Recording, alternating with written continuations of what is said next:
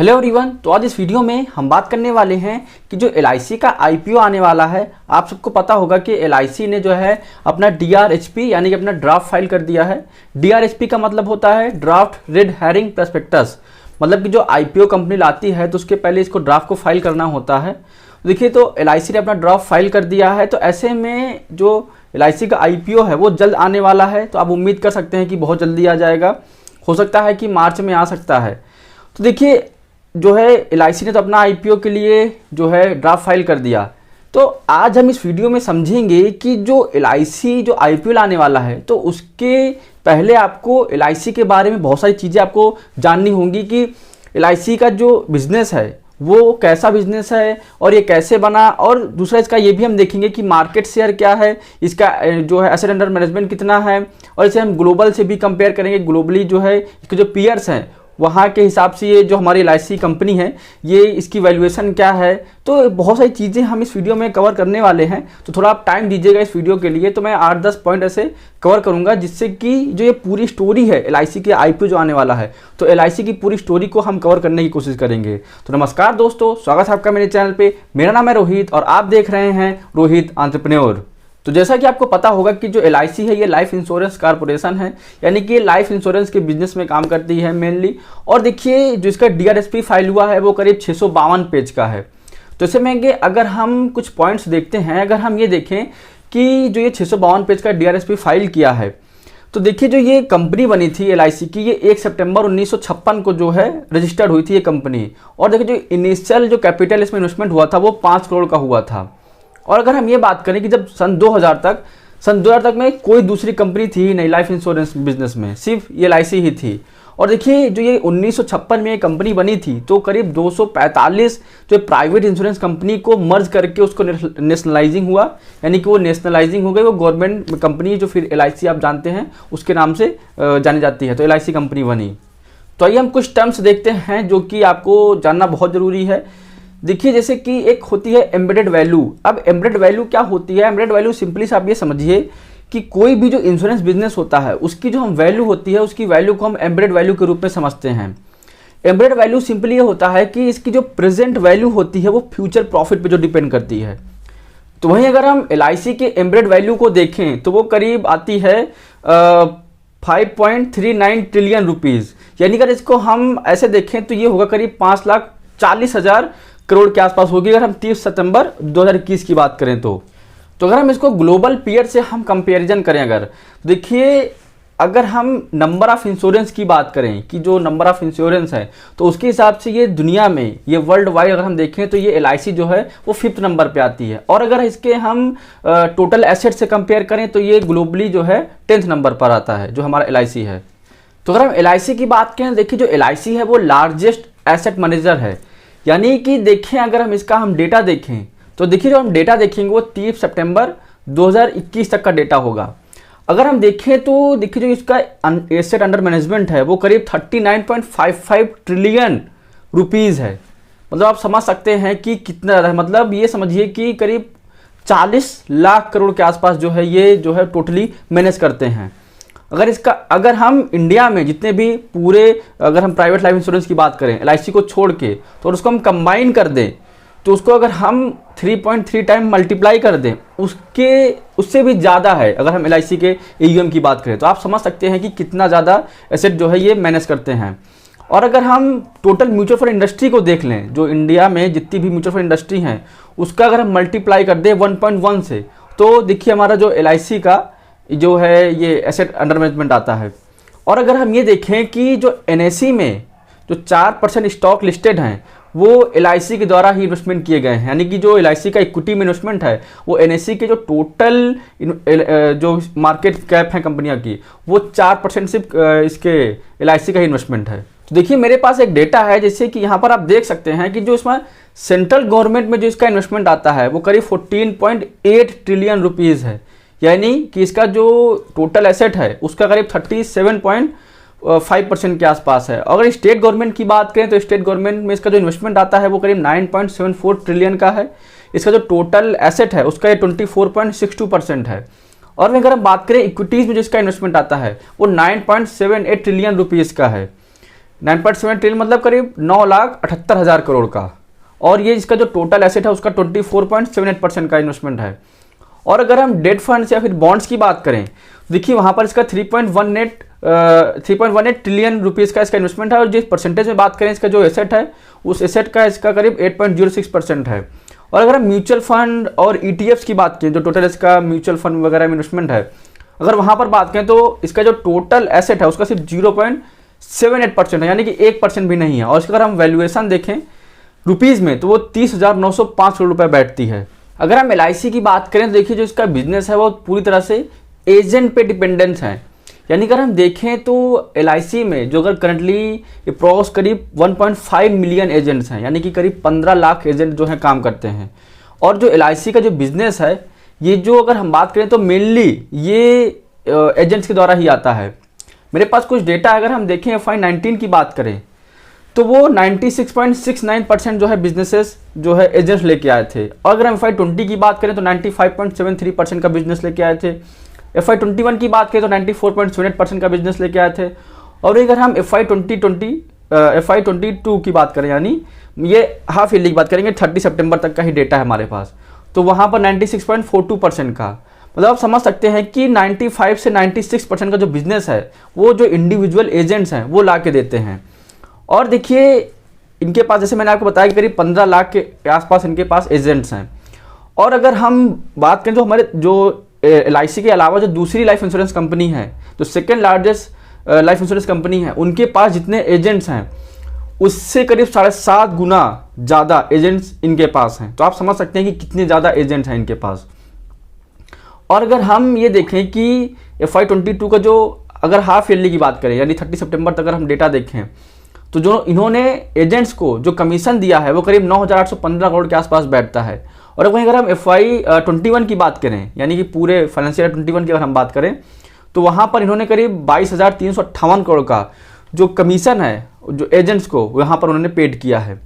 तो अगर हम LIC के ऑपरेटिंग एक्सपेंसेस की बात करें, यानी कि जो इनको प्रीमियम आता है उनमें इनका जो एक्सपेंस है वो कितना लगता है, तो अगर हम FY19 की बात करें तो FY19 में इनका जो है 8.33% परसेंटेज ऑफ प्रीमियम जो होता है, जितना भी प्रीमियम आता है उसको जो परसेंटेज का इनका एक्सपेंस लगता है वो है। अगर FY20 की बात करें तो वहाँ पर 8.99% का यहाँ पर इनका एक्सपेंस लगा। और अगर FY21 की बात करें तो वहाँ पर 8.66% का। और अगर FY22 की बात करें, यानी कि 30 सितंबर तक अगर हम डेटा है हमारे पास, तो अगर उसकी हम बात करें तो 10.08% की आसपास जो है इनका जो है ऑपरेटिंग एक्सपेंस लगा है।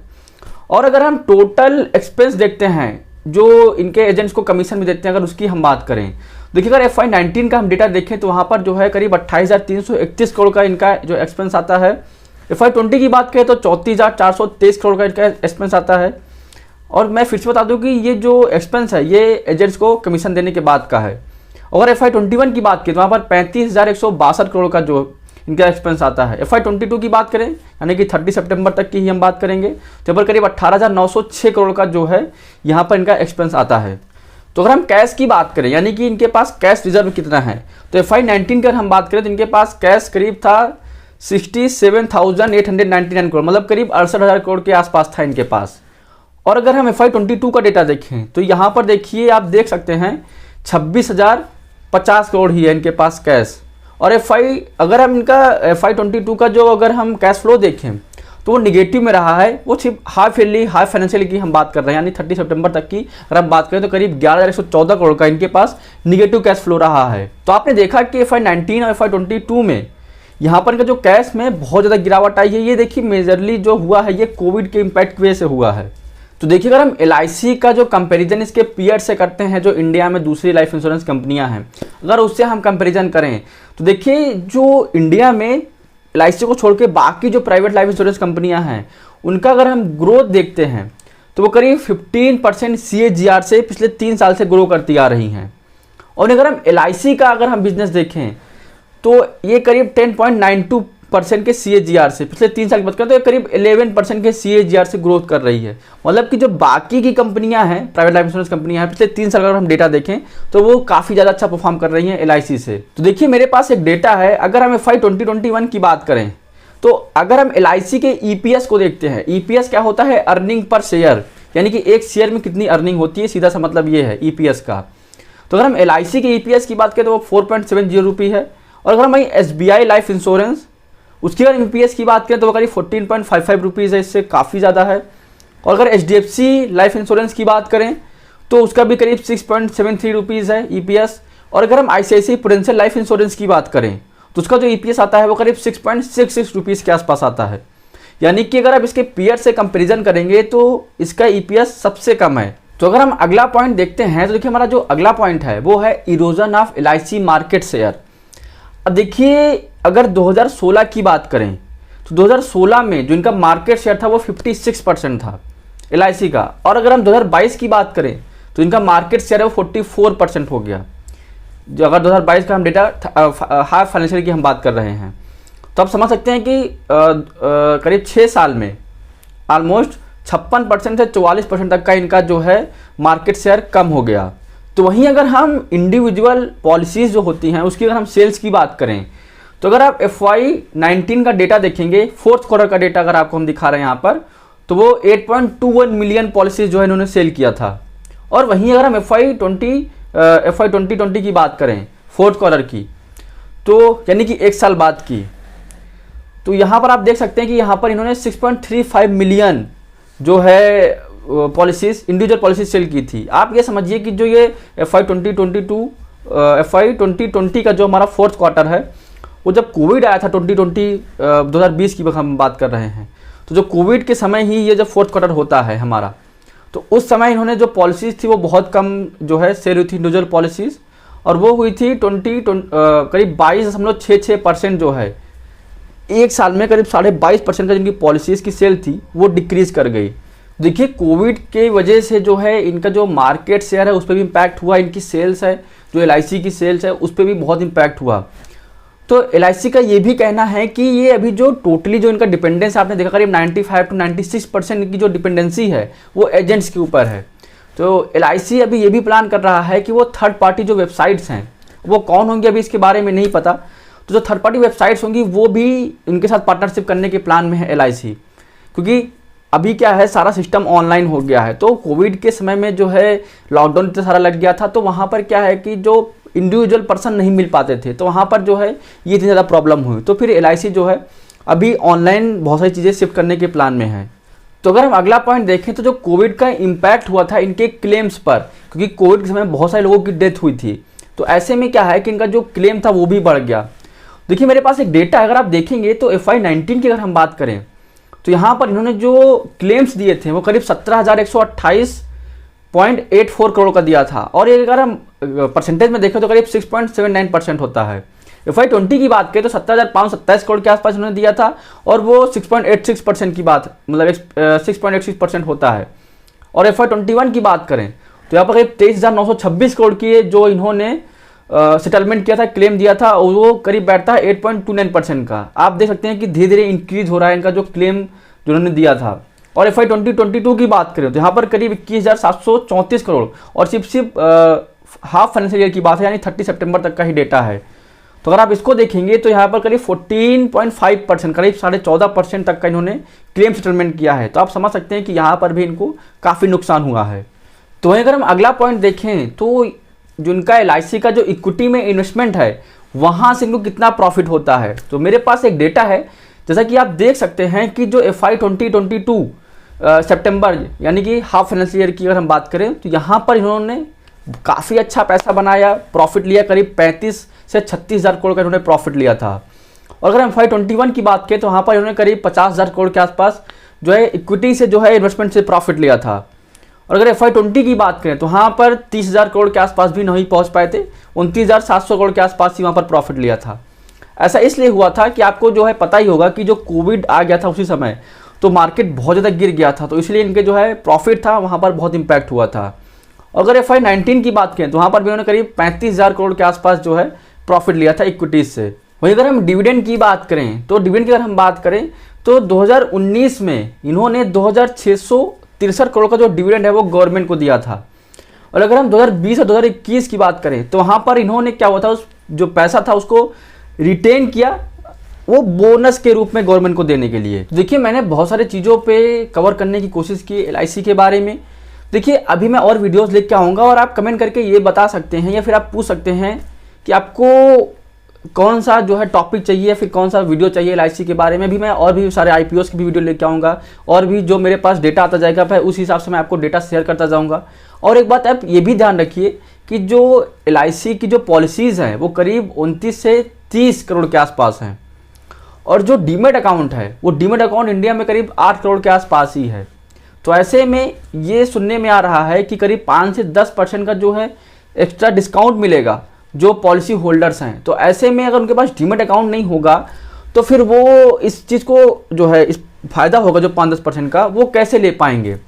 तो इसलिए आप सबसे रिक्वेस्ट है कि अगर आपके पास एलआईसी की पॉलिसी है तो आप अपना डीमेट अकाउंट जरूर ओपन करवाएं। अगर आप डीमेट अकाउंट ओपन करना चाहते हैं तो मैंने डिस्क्रिप्शन में लिंक दे के रखा है, वहां पर आप जाके अपना डीमेट अकाउंट ओपन करवा सकते हैं। और देखिए अगर आपके पास कोई क्वेश्चन हो डीमेट अकाउंट के रिगार्डिंग या फिर मेरे इस वीडियो के रिगार्डिंग तो आप मुझे कमेंट कर सकते हैं या फिर आप मुझे इंस्टाग्राम पर भी मैसेज कर सकते हैं।